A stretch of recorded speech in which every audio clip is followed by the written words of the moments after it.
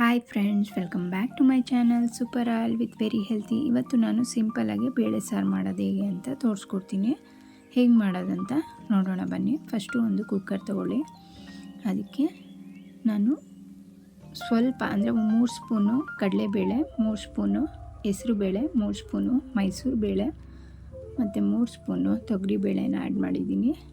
ಅದಕ್ಕೆ 1 ಟೊಮೆಟೊ, ಒಂದು 5-6 ಬೆಳ್ಳುಳ್ಳಿ, 4-5 ಹಸಿಮೆಣ್ಸಿನ್ಕಾಯಿ, 1 ಈರುಳ್ಳಿ ಹಾಕ್ಕೊಳ್ಳಿ. ಸ್ವಲ್ಪ ಉಪ್ಪು ಹಾಕಿ, ಒಂದು ಸ್ವಲ್ಪ ಅರಿಶಿನ ಹಾಕಿ ಕುಕ್ಕರಲ್ಲಿ 3 ವಿಷಿಲ್ ಕೂಗಿಸ್ಕೊಳ್ಳಿ. ನೋಡಿ ಈ ಥರ ರೆಡಿ ಆಗುತ್ತೆ. ಇದಕ್ಕೆ ಒಗ್ಗರಣೆ ಮಾಡ್ಕೊಳ್ಳೋಣ. ಬಾಣಲಿ ತೊಗೊಂಡು ಅದಕ್ಕೆ ತುಪ್ಪ ಆ್ಯಡ್ ಮಾಡಿಕೊಂಡು ಅದಕ್ಕೆ ಸಾಸಿವೆ, ಜೀರಿಗೆ, ಈರುಳ್ಳಿ, 1 ಈರುಳ್ಳಿ ತೊಗೊಳ್ಳಿ, ಸ್ವಲ್ಪ ಕರಿಬೇವಿನ ಸೊಪ್ಪು ಹಾಕಿ ಒಗ್ಗರಣೆ ಮಾಡ್ಕೊಳ್ಳಿ. ಈರುಳ್ಳಿ ಎಣ್ಣೆಯಲ್ಲಿ ಚೆನ್ನಾಗಿ ಫ್ರೈ ಆಗಬೇಕು. ಈರುಳ್ಳಿ ಚೆನ್ನಾಗಿ ಎಣ್ಣೆಯಲ್ಲಿ ಫ್ರೈ ಆದಮೇಲೆ ನಾನು 1 ಹಿಡಿಯಷ್ಟು ಸಬ್ಸಿಗೆ ಸೊಪ್ಪನ್ನು ತೊಗೊಂಡಿದ್ದೆ. ಅದನ್ನು ವಾಶ್ ಮಾಡಿ ಕಟ್ ಮಾಡಿ ಅದನ್ನು ಇದೇ ಬಾಣಲಿಗೆ ಹಾಕಿ ಎಣ್ಣೆಯಲ್ಲೇ ಈರುಳ್ಳಿ ಜೊತೆ ಫ್ರೈ ಮಾಡ್ಕೋಬೇಕು. ಈರುಳ್ಳಿ ಜೊತೆ ಚೆನ್ನಾಗಿ ಫ್ರೈ ಆದಮೇಲೆ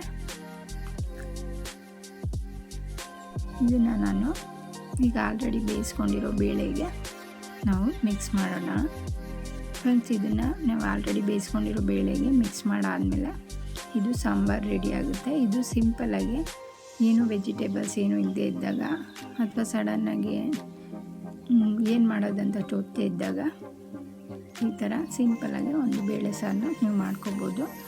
ಇದನ್ನು ನೀವು ಮನೇಲಿ ಟ್ರೈ ಮಾಡಿ ಹೇಗೆ ಬಂತು ಅಂತ ಹೇಳಿ ಕಮೆಂಟ್ ಸೆಕ್ಷನ್ಗೆ ಬಂದು ಕಮೆಂಟ್ ಮಾಡಿ. ಇಷ್ಟ ಆದರೆ ಲೈಕ್ ಮಾಡಿ ಮತ್ತು ಸಬ್ಸ್ಕ್ರೈಬ್ ಮಾಡಿ. ಹೀಗೆ ಸಪೋರ್ಟ್ ಮಾಡ್ತಾಯಿರಿ. Thank you for watching.